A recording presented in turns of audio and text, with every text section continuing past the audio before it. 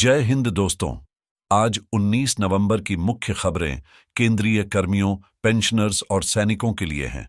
सबसे पहले कैबिनेट ने केंद्रीय कर्मियों की रिटायरमेंट एज में बदलाव को मंजूरी दी है। इस पर चर्चा करेंगे। 8वें पे कमीशन में 2.86% फिटमेंट फैक्टर पर बात शुरू हो गई है। यूपीएस में भी बड़े बदलाव होने वाले हैं, जिसमें 30% बेसिक पे, जेसीओ और अन्य रैंक की पे व अलाउंसेस पर रिवीजन शामिल है। आरटीआई के तहत इससे जुड़ी जानकारी सामने आई है। इसके अलावा पूर्व सैनिकों से ठगी का नया मामला सामने आया है, जिसमें 1,05,000 रुपये का फ्रॉड हुआ है। अंत में 33 लाख एक्स सर्विसमैन फैमिली को बड़ा तोहफा दिया गया है। इन सभी मुद्दों पर विस्तार से चर्चा करेंगे। मोदी सरकार ने एक बड़ा फैसला लिया है। पूर्व सैनिक की पत्नी को बंदूक की नोक पर बंधक बनाकर घर में लूट की घटना हुई है। इस पर चर्चा करेंगे। साथ ही 23 नवंबर को रिलायंस में गार्ड के लिए एक्स सर्विसमैन और जेसीओ की भर्ती निकली है। इसकी भी जानकारी देंगे। सबसे पहले कैबिनेट ने केंद्रीय कर्मचारियों की रिटायरमेंट एज में 2 साल की बढ़ोतरी को मंजूरी दे दी है। यह बढ़ोतरी केवल केंद्रीय कर्मचारियों पर लागू होगी। भारत में रिटायरमेंट एज एक अहम विषय है, जो हर वर्ग के कर्मचारी के जीवन पर गहरा असर डालता है। बताते चलें, इस निर्णय से कई केंद्रीय कर्मचारियों को लाभ होगा। पहले रिटायरमेंट की उम्र 60 साल थी, जिसे अब बढ़ाकर 62 साल कर दिया गया है। हालांकि विभिन्न क्षेत्रों में रिटायरमेंट की आयु अलग अलग होती है। जैसे कि कई निजी क्षेत्रों में यह उम्र 58 साल भी होती है। जारी किए गए सरकारी आदेश में स्पष्ट किया गया है कि भारत सरकार ने केंद्रीय कर्मचारियों की रिटायरमेंट आयु में 2 साल की बढ़ोतरी करने का बड़ा निर्णय लिया है। इस फैसले से लाखों कर्मचारियों को लाभ मिलेगा और वे अब 62 साल की उम्र तक अपनी सेवाएं जारी रख सकेंगे। रिटायरमेंट आयु बढ़ाने के इस फैसले के पीछे क्या कारण है और यह निर्णय कब से लागू होगा, इन सभी पहलुओं पर चर्चा की जाएगी। यह योजना 1 अप्रैल 2025 से लागू होगी, जिसके बाद सभी केंद्रीय कर्मचारी 62 साल की उम्र तक नौकरी कर सकेंगे। यह नियम केंद्रीय मंत्रालयों और विभागों के सभी कर्मचारियों पर लागू होगा। इसके साथ ही केंद्रीय सार्वजनिक उपक्रमों, पीएसयू, स्वायत्त संस्थाओं, केंद्रीय विश्वविद्यालयों के शिक्षकों और कर्मचारियों पर भी यह नियम लागू किया जाएगा। हालांकि आर्मी, एयरफोर्स और नेवी में जेसीओ जवान यानी पीबीओआर को इस दायरे से बाहर रखा गया है। इस फैसले का प्रभाव व्यापक होगा। इससे कर्मचारी अधिक समय तक अपनी सेवाएं दे पाएंगे, जो अनुभव और विशेषज्ञता के दृष्टिकोण से फायदेमंद होगा। साथ ही यह कदम कर्मचारियों की वित्तीय सुरक्षा को भी मजबूत करेगा। हालांकि नई भर्तियों की गति पर इसका असर पड़ सकता है, क्योंकि सेवानिवृत्ति की उम्र बढ़ने से पदों की रिक्तियां कम हो सकती हैं। इस निर्णय के सामाजिक और आर्थिक प्रभावों पर आने वाले समय में और अधिक चर्चा होगी। इस फैसले के 2 प्रमुख प्रभाव होंगे। पहला, सरकार पर पेंशन का बोझ कम होगा, क्योंकि रिटायरमेंट 2 साल देरी से होने पर पेंशन भुगतान की शुरुआत भी देर से होगी। इससे सरकारी खजाने पर पेंशन का वित्तीय भार घटेगा। दूसरा, नई भर्तियों पर असर पड़ेगा, क्योंकि कर्मचारियों की सेवा अवधि बढ़ने से रिक्तियां कम हो जाएंगी, जिससे युवाओं के लिए नौकरी के अवसर सीमित हो सकते हैं। अब बात करें विभिन्न क्षेत्रों के रिटायरमेंट एज की। सरकारी कर्मचारी अब 62 साल, निजी क्षेत्र आमतौर पर 85 से 60 साल, उच्च न्यायालय के न्यायाधीश पहले 62 साल तक सेवाएं दे सकते थे, अब इसे बढ़ाकर 64 साल किया गया है।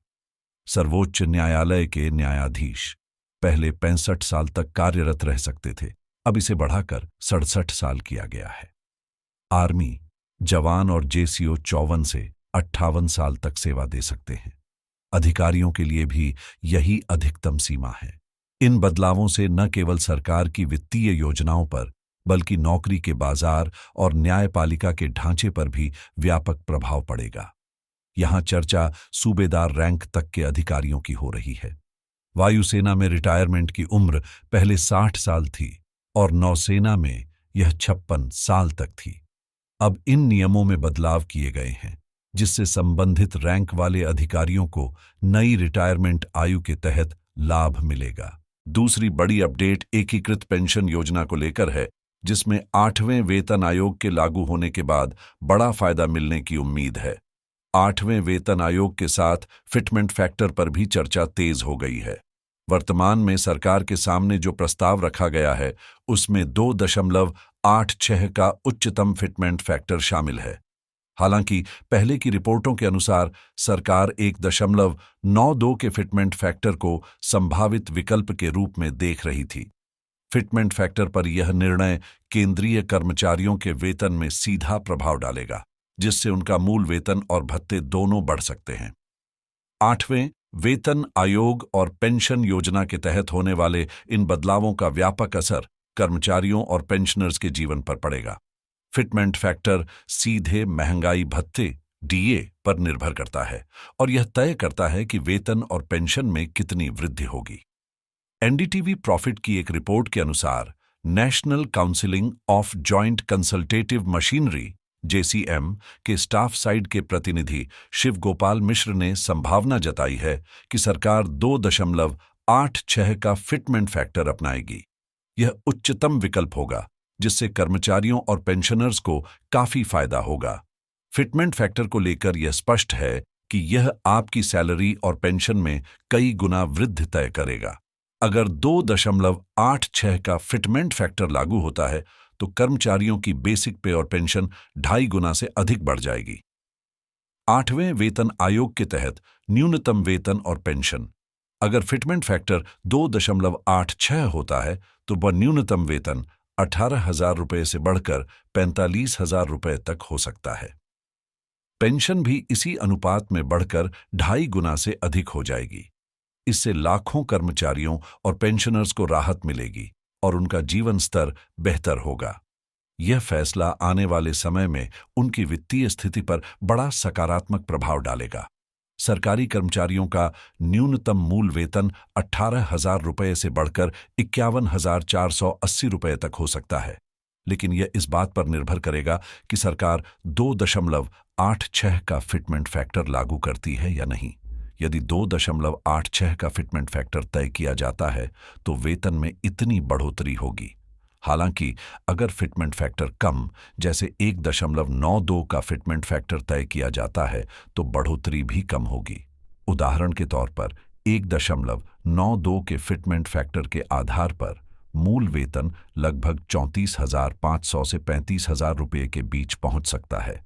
इसीलिए फिटमेंट फैक्टर यह तय करता है कि 8वें वेतन आयोग के तहत कर्मचारियों को कितना लाभ मिलेगा। शिव गोपाल मिश्र ने यह उम्मीद जताई है कि सरकार 2.86 के फिटमेंट फैक्टर पर निर्णय लेगी। हालांकि इस पर सरकार ने अभी तक कोई आधिकारिक बयान या स्पष्टीकरण नहीं दिया है। अब बात करते हैं एक महत्वपूर्ण आरटीआई की, जो जेसीओ जवानों के वेतन और अलाउंस के संशोधन से संबंधित है। इस आरटीआई से पता चला है कि जेसीओ जवानों के वेतन और अलाउंस में आखिरी बार 1979 में संशोधन किया गया था।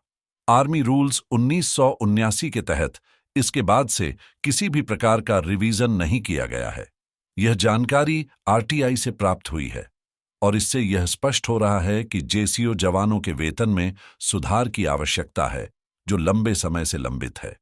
जेसीओ जवानों का वेतन और अलाउंस आर्मी एक्ट 1969 के बाद से कभी भी नहीं बढ़ाया गया है, जबकि आपने देखा होगा कि अन्य अलाउंसेज जैसे फील्ड अलाउंस समय समय पर बढ़ाए जाते हैं, लेकिन जेसीओ जवानों के वेतन और अलाउंसेज में कोई वृद्धि नहीं की गई है, जैसा कि इस आरटीआई में बताया गया है। हालांकि पे कमीशन के तहत वेतन और अलाउंस बढ़ाए जाते हैं और फिटमेंट फैक्टर के अनुसार यह बढ़त हुई है, लेकिन अन्य जो विशेष बढ़ोतरी होनी चाहिए थी वह नहीं की गई। आर्मी रूल्स 1979 के मुताबिक आज तक न तो अलाउंस में कोई वृद्धि की गई है और न ही वेतन में। यह आरटीआई से सामने आया जवाब है। अब एक और बड़ी अपडेट आई है, जिसमें पूर्व सैनिकों से धोखाधड़ी का एक नया तरीका सामने आया है। पूर्व सैनिक को फोन करके बीमारी का बहाना बनाया गया और उन्हें 1,05,000 रुपये का ठगी का शिकार बनाया गया। आप खुद सोचकर हैरान रह जाएंगे कि यह ठगी कैसे की गई, और हो सकता है कि आपके पास भी ऐसी कॉल आई हो। इस मामले में पूर्व सैनिक शंभुनाथ ने साइबर थाने में शिकायत दर्ज कराई और दोषियों के खिलाफ सख्त कार्रवाई की मांग की है।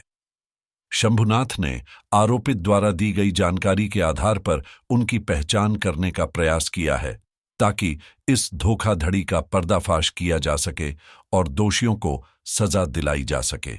14 नवंबर को दोपहर 2 बजे एक अज्ञात मोबाइल धारक ने जियो नंबर पर कॉल किया और शंभुनाथ का नाम लेकर उनका हालचाल पूछा। यह ठगी करने वाला व्यक्ति ट्रू कॉलर के माध्यम से कॉल कर रहा था, जिससे उसका नाम भी सामने आ गया। जब शंभुनाथ ने कॉल उठाया तो फ्रॉड ने उनका नाम लेकर पूछा, शंभुनाथ, क्या हाल है? और फिर उसने कहा कि वह ओपीडी में शंभू दयाल से मिला था। उसने यह भी दावा किया कि आपको याद है, हम एक दिन ओपीडी में मिले थे। इससे शंभुनाथ को शक हुआ कि यह व्यक्ति पहले से उन्हें जानता है, और विश्वास दिलाने के लिए उसने पुराने मुलाकात का जिक्र किया।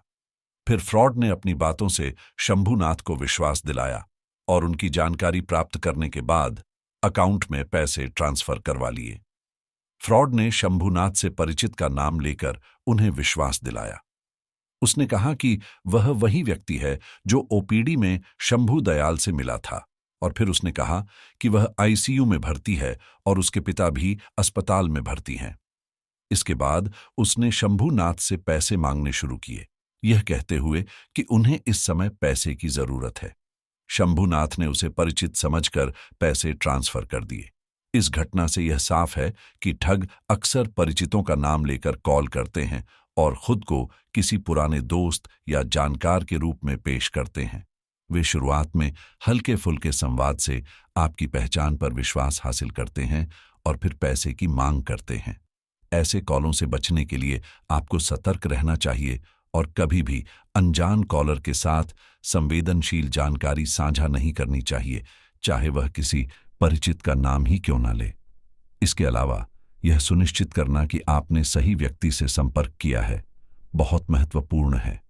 ऐसी कॉलों से बचने के लिए आपको सचेत रहना चाहिए और अपनी व्यक्तिगत जानकारी को सुरक्षित रखना चाहिए। सरकार ने पूर्व सैनिकों और उनके परिवार के पेंशनर्स के लिए एक बड़ा तोहफा दिया है।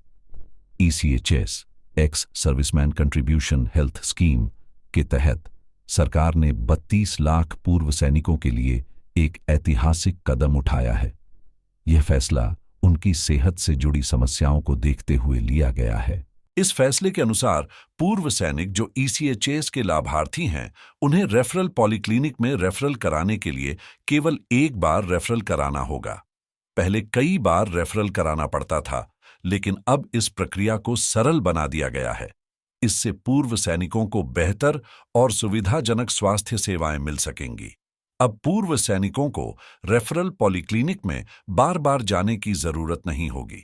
18 अक्टूबर को जारी एक अधिसूचना में यह निर्णय लिया गया कि पूर्व सैनिक अब एक बार रेफरल कराकर 3 महीने तक इलाज करवा सकते हैं, बिना बार बार टेस्ट के लिए पॉलीक्लिनिक के चक्कर काटे।